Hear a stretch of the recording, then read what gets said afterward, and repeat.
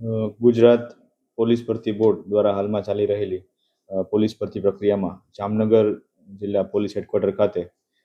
જે રનિંગ માટેનું ગ્રાઉન્ડ આવેલું છે ત્યાં આ પ્રક્રિયા ચાલુ હોય તે દરમિયાન એક ગેરરીતિનો બનાવ ત્યાં આવતા જેની બાબતે Jamnagar city B division police station ખાતે ફરિયાદ દાખલ કરવામાં આવેલી છે.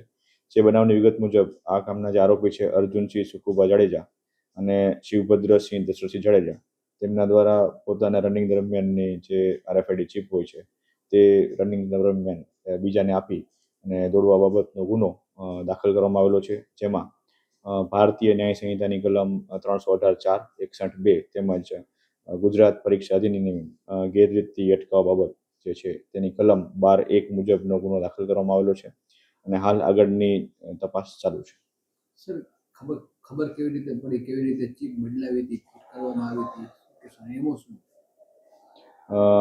જે આ પગમાં RFID ચિપ બાંધવામાં આવતી હોય છે તે રનિંગ દરમિયાન તેમના પગમાં રાખી અને સંપૂર્ણ જેટલા 13 રાઉન્ડ મારવાના હોય છે એ 13 રાઉન્ડ દરમિયાન પોતાના પગમાં રાખવાની હોય છે અને તેના અનુસંધાને જ